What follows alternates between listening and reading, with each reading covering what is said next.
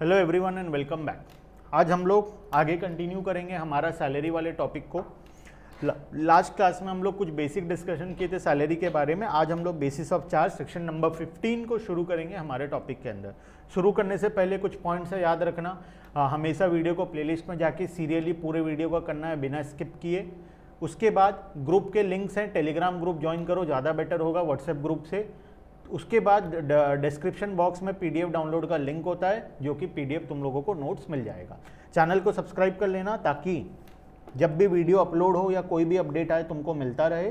साथ ही साथ में हमेशा याद रखना वीडियो को लाइक करना, ताकि जिससे हमको लगे कि तुमको वीडियो पसंद आ रहा है, जिससे हम लोग और बहुत सारे वीडियोस इसी प्रकार का अपलोड करें, जिससे कि तुम्हारे बीकॉम के एग्जाम्स में तुमको बहुत ज़्यादा हेल्प मिले। ठीक है, चलो शुरू करते हैं। Basis of charge section number 15। अब ये क्या बोलता है? Section 15 deals with the basis of charge. Salary chargeable to tax either on due basis और received basis whichever is earlier. Due और रिसीव्ड व्हिचएवर इज अर्लियर का मतलब पैसा अगर ड्यू हो गया है, हम लोगों ने अभी तक सैलरी लिया नहीं है। मान लो मैं किसी कंपनी में काम करता हूँ, 6 महीने हो गया, मैं वहाँ से सैलरी विड्रॉ नहीं कर रहा हूँ, कंपनी मेरे नाम से ड्यू करते जा रहा है पैसा, मैं विड्रॉ नहीं कर रहा हूँ, तो क्या मुझे टैक्स नहीं देना पड़ेगा? मुझे टैक्स देना पड़ेगा। या फिर ऐसा हो सकता है मैं रिसीव कर लिया हूँ लेकिन ड्यू नहीं हुआ है, मतलब मैं एडवांस में सैलरी को उठा लिया हूँ, साल भर का सैलरी साल के स्टार्टिंग पे ही ले लिया हूँ, तो वो टैक्सेबल भी मेरे को देना पड़ेगा। उसके ऊपर भी मुझे जिस दिन रिसीव हो उस दिन टैक्स देना पड़ेगा। मतलब सैलरी कब टैक्सेबल होता है? जब ड्यू हो या फिर रिसीव हो, दोनों में से जो भी अर्लियर होगा उस दिन मुझे टैक्स देना पड़ेगा। ठीक है, उसके बाद however when any salary paid in advance is assessed in the year of payment, it cannot be subsequently brought to tax in the year in which it becomes due। ये पॉइंट को समझेंगे। उसके बाद if the salary paid in arrears are already been assessed on due basis, the same cannot be taxed again when it is paid। देखो, मान लो 31, मान लो 2 साल था, 2019-20, 2020-21, 5 लाख सैलरी मुझे मिलना चाहिए था, यहाँ पे भी 5 लाख मुझे मिलना चाहिए था। मैं क्या किया? सिचुएशन नंबर 1, केस ए, मैं कंपनी को बोला मेरे घर में फाइनेंशियली दिक्कत है, एक काम करो इस साल का 5 लाख तो मुझे दे ही दो, साथ ही साथ में नेक्स्ट ईयर का 3 लाख मुझे अभी दे दो, 3 लाख बाद में देना, तो ये 8 लाख रुपए हो गया। तो मुझे 2019-20 पे टैक्स कितना पे देना पड़ेगा? पूरे 8 लाख पे देना पड़ेगा। ठीक है, उसके बाद क्या नेक्स्ट ईयर में पूरे 5 पे देना पड़ेगा? नहीं, नेक्स्ट ईयर में मुझे कितना मिलेगा? सिर्फ 2 लाख मिलेगा। तो नेक्स्ट ईयर में फिर से टैक्स कितने पे दूंगा? 2 लाख पे दूंगा, क्योंकि ये 3 लाख पे ऑलरेडी मैं टैक्स यहाँ पे दे चुका हूँ। ठीक है, ये था पॉइंट नंबर बी। अब पॉइंट नंबर सी में क्या लिखा है? केस नंबर बी, मान लो कुछ ऐसा हो जाए कि अरियर्स है सैलरी का अरियर्स चल रहा है। अरियर्स कब चलता है? जब सैलरी नहीं आता है अकाउंट में, या फिर कुछ ऐसा होता है, मान लो अरियर्स है, मतलब यहाँ पे 5 मिलना चाहिए था, यहाँ 5 मिलना चाहिए, यहाँ सिर्फ 3 मिला, 2 नहीं मिला, यहाँ सिर्फ 3 मिला, 2 नहीं मिला, 2 ड्यू होके रह गया। ड्यू कितना होके रह गया? 2 लाख, और रिसीव कितना हुआ? 3 लाख। टैक्स कितने पे लगेगा? ड्यू और रिसीव व्हिचएवर इज अर्लियर, मतलब ड्यू के 2 लाख पे भी लग जाएगा, 3 लाख रिसीव पे भी लग जाएगा, टैक्स तो 5 लाख पे लग जाएगा। तो क्या नेक्स्ट ईयर मुझे कितना मिलेगा? नेक्स्ट ईयर वाला 5 तो मिलेगा ही, साथ में जो ये 2 ड्यू हुआ था, मिला नहीं था, वो भी यहाँ पे मिलेगा। तो क्या नेक्स्ट ईयर 7 लाख पे टैक्स देना पड़ेगा? नहीं देना पड़ेगा, बिकॉज ये 2 लाख पे मैं ऑलरेडी टैक्स दे चुका हूँ। 3 तो जो रिसीव हुआ उस पर दिया ही हूँ, ये 2 पे भी मैं ऑलरेडी टैक्स दे चुका हूँ, तो यहाँ पे मुझे 2 पे देना नहीं पड़ेगा, सिर्फ कितने पे देना पड़ेगा? 5 पे देना पड़ेगा। मतलब ओवरऑल मीनिंग यही है, एक बार सैलरी पे एक ही बार टैक्स लगेगा, 2 बार नहीं लगेगा। कोई भी सैलरी पे एक ही बार टैक्स लगेगा, 2 बार नहीं लगेगा। अगर वो अमाउंट पे तुम 2019 में टैक्स दे चुके हो तो 20 में नहीं देना पड़ेगा, 19 में नहीं दिए हो तो 20 में देना पड़ेगा। बस ओवरऑल मीनिंग उतना ही है उस टॉपिक का। ठीक है, चलो अब देखते हैं क्या लिखा हुआ है यहाँ पे। पॉइंट नंबर 2 और पॉइंट नंबर 3 में एग्जैक्टली वही चीज समझाया गया है। उसके बाद advance salary. Advance salary is taxable when it is received by the employ irrespective of the fact that whether it is due और नॉट। अगर मुझे एडवांस मिल रहा है सैलरी का, तो मुझे टैक्स कब देना पड़ेगा, जब मैं रिसीव किया, मतलब अभी तक ड्यू नहीं हुआ है, मैं कंपनी से एडवांस मांगा, एडवांस मुझे कंपनी दे दिया भरोसा करके, तो मुझे टैक्स भी उसी टाइम पे देना पड़ेगा।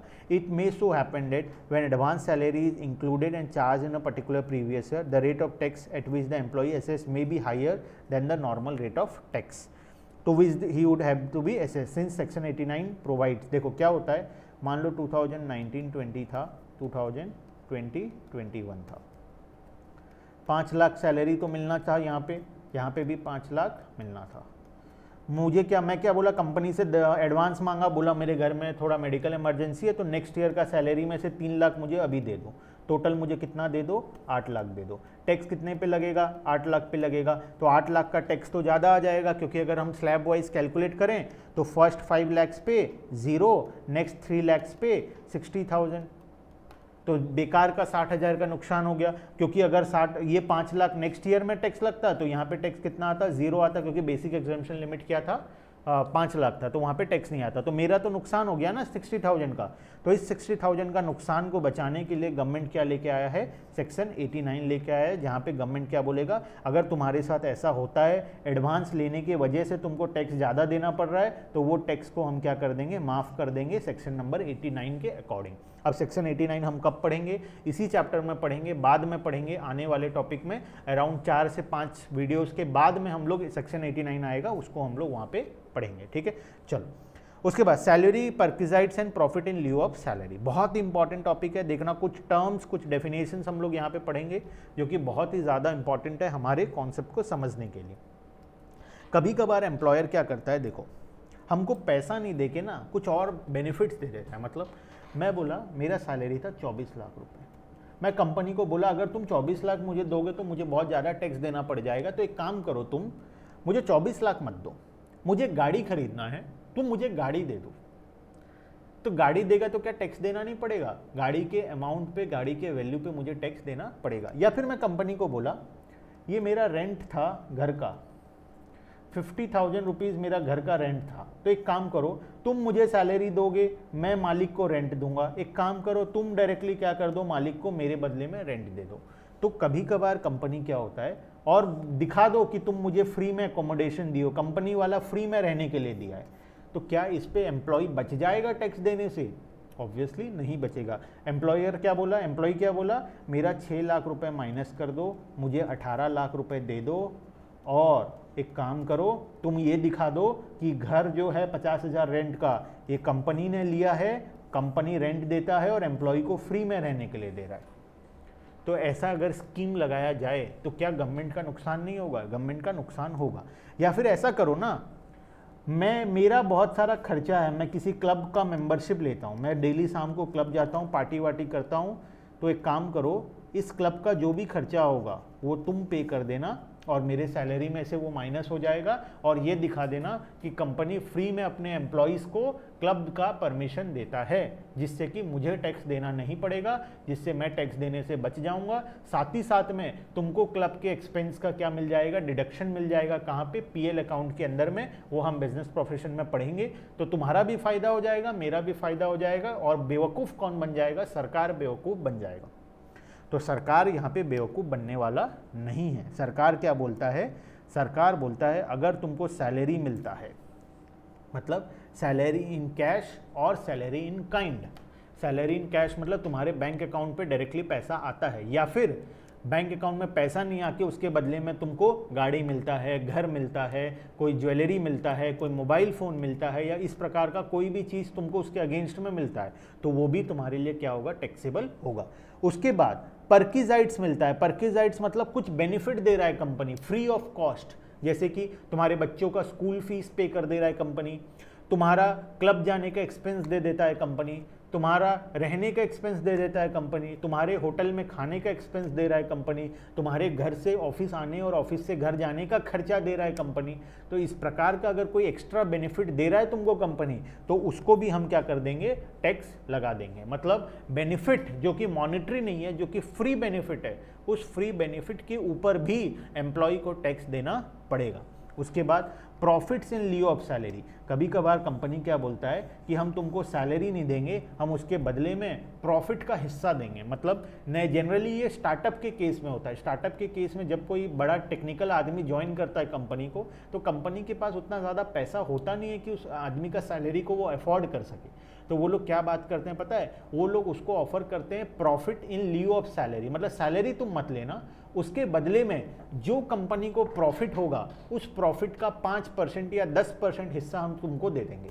मतलब एम्प्लॉय तो है वो तुम हमारे, लेकिन एम्प्लॉय को हम सैलरी के वजह क्या दे रहे हैं, हम लोग प्रॉफिट का हिस्सा दे रहे हैं। तो क्या ये प्रॉफिट का हिस्सा एम्प्लॉय हेड सैलरी के अंदर में टैक्सेबल नहीं होगा? वो भी सैलरी के अंदर में टैक्सेबल होगा। ठीक है, तो यहाँ पे आता है ओवरऑल मीनिंग कि अगर किसी भी प्रकार का, मतलब ओवरऑल मीनिंग क्या है, अगर किसी भी प्रकार का बेनिफिट तुमको कंपनी देता है, चाहे वो मॉनेटरी हो, चाहे वो नॉन मॉनेटरी हो, चाहे वो किसी और प्रकार का बेनिफिट हो, तो भी तुमको टैक्स उस पर देना पड़ेगा। ठीक है, आओ पढ़ते हैं, चलो मिलके पढ़ते हैं सारे। The meaning of term salary for the purpose of income tax is much wider than what is normally understood. The term salary for the purpose of income tax Act 90 will include both monetary payments as well as non-monetary facilities. Monetary facility तो होगा ही, साथ में non-monetary facilities भी include होगा। Monetary के अंदर में कौन आ गया? Basic salary, bonus, commission, allowances अगर कुछ दे रहा है तो। नॉन मॉनेटरी में क्या आ रहा है? हाउसिंग एकोमोडेशन देता है, मेडिकल फैसिलिटी देता है, इंटरेस्ट फ्री लोन देता है, बच्चों का एजुकेशन फ्री में प्रोवाइड करता है, तुम्हारे क्लब जाने का खर्चा, तुम्हारा जो भी पीने खाने का खर्चा, तुम्हारा आने जाने का खर्चा, इस प्रकार का कोई भी बेनिफिट अगर तुमको कंपनी देता है तो वो नॉन मॉनेटरी फैसिलिटीज़ के अंदर में आ जाएगा। Section 17(1) define the term salaries. It is an inclusive definition and include monetary as well as non-monetary items. देखते हैं सैलरी के अंदर में क्या क्या आता है।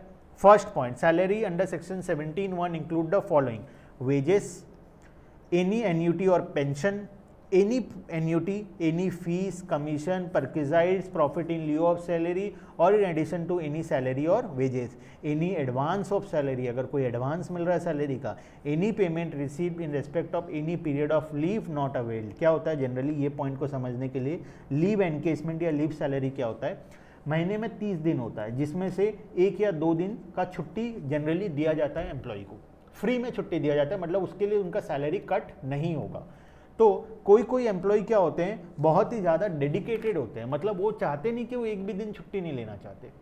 तो उन एम्प्लॉयज़ को का मोटिवेशन को प्रमोट करने के लिए जनरली क्या होगा, देखो 30 दिन का महीना है, 2 दिन बोलता है कंपनी तुम फ्री में छुट्टी ले लो, मतलब वो 2 दिन अगर छुट्टी लोगे तो तुम्हारा सैलरी नहीं कटेगा।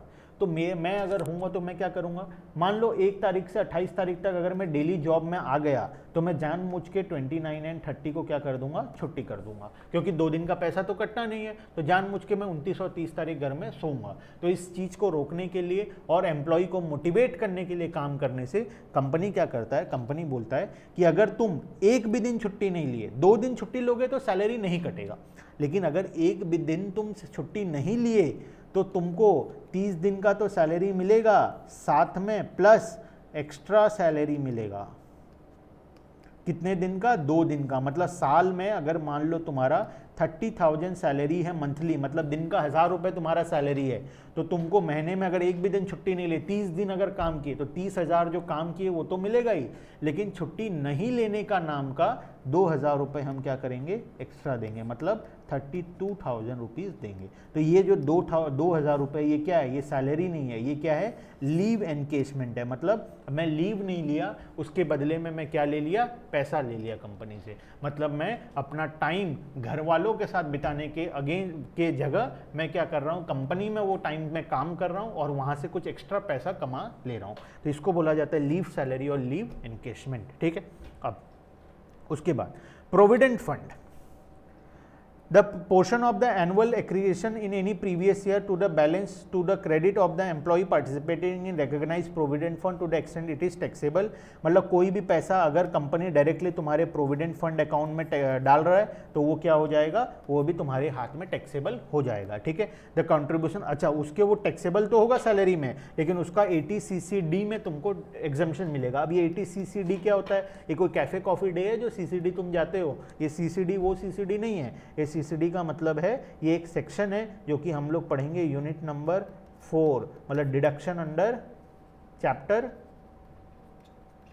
VIA, मतलब 6A का जो टॉपिक है डिडक्शन, उसमें ATCCD नाम का टॉपिक हम पढ़ेंगे जहां पे हमको प्रोविडेंट फंड का पूरा फंडा क्लियर हो जाएगा, ठीक है।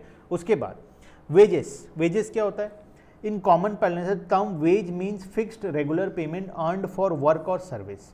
The word wages, salary, basic salary are use interchangeably. हमारे यहाँ पे वेजेस का जो मतलब है वही सैलरी का मतलब है टैक्स के अंदर में। जनरली वेजेस और सैलरी में डिफरेंस होता है। वेजेस अनस्किल्ड वर्कर को दिया जाता है, सैलरी स्किल्ड वर्कर के केस में होता है। वेजेस जो फैक्ट्री में लेबर्स काम करते हैं उनके सैलरी, उनका को जो पेमेंट मिलता है उसको जनरली वेजेस बोला जाता है। और ऑफिसेस में जो काम करते हैं उनको जो काम दिया जाता है, जो बिना दिमाग, मतलब जो दिमाग लगाने वाला ज़्यादा काम है, वो जो काम होता है उसको हम लोग सैलरीज के नाम पे टर्म दिया जाता है। जनरली ऐसा कोई फिक्स रूल नहीं है, लेकिन जनरली ऐसा ही बोला जाता है सैलरी और वेजेस को। लेकिन इनकम टैक्स एक्ट के अंदर दोनों क्या होता है? सेम ही होता है, ठीक है। Moreover the payment in the form of bonus allowances made to the employee are also included in the meaning of salary. Under the income tax act there are certain payment made which are fully taxable, partly taxable and fully exempt. कुछ payment क्या होता है? Fully taxable होता है, मतलब जिसके पूरे amount पे टैक्स लगने वाला है।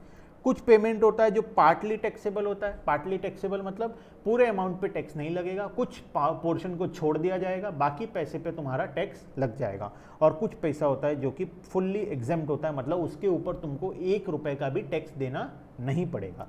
For example wages, salary, bonus, dearness allowance etcetera are fully taxable payment, whereas monetary benefit in the form of allowances such as house rent allowance, conveyance allowance etc. are partially taxable, जिसके ऊपर पूरा tax नहीं लगता, कुछ amount को छोड़ दिया जाता है और कुछ अमाउंट के ऊपर टैक्स लगाया जाता है। और कुछ पैसा ऐसा भी है जो फुल्ली एग्जेम्प्ट होता है, तो वो भी हम लोग पढ़ेंगे। तो नेक्स्ट वीडियो के अंदर हम लोग अलाउंसेस को पूरा डिटेल में डिस्कशन करेंगे, जिसमें कुछ अलाउंसेस ऐसे हैं जो कि फुल्ली एग्जेम्प्ट होते हैं, कुछ अलाउंसेस ऐसे हैं जो फुल्ली टैक्सेबल होते हैं, और कुछ अलाउंसेस ऐसे हैं जो पार्टली टैक्सेबल होते हैं। 3 टॉपिक हम लोग पढ़ेंगे नेक्स्ट वीडियो के अंदर में। बहुत इंपॉर्टेंट वीडियो होने वाला है, जो कि हम लोगों को अलाउंसेस का टॉपिक, जो कि चैप्टर नंबर ये वाला सैलरी का सबसे इंपॉर्टेंट टॉपिक है, वो है अलाउंसेस। और कौन से अलाउंस पे किस प्रकार से टैक्स लगाया जाता है वो हम लोग नेक्स्ट वीडियो के अंदर में पढ़ेंगे, ठीक है। तो चैनल को सब्सक्राइब कर लेना, ताकि नेक्स्ट वीडियो जब भी अपलोड हो तुमको डायरेक्टली पता चल जाए कि वीडियो अपलोड हो गया, तो ताकि तुम लोग अपना सिलेबस को कवर कर सको, ठीक है। तो आज के लिए इतना ही, बाकी का डिस्कशन हम लोग नेक्स्ट क्लास के अंदर में करेंगे, ठीक है। Bye bye.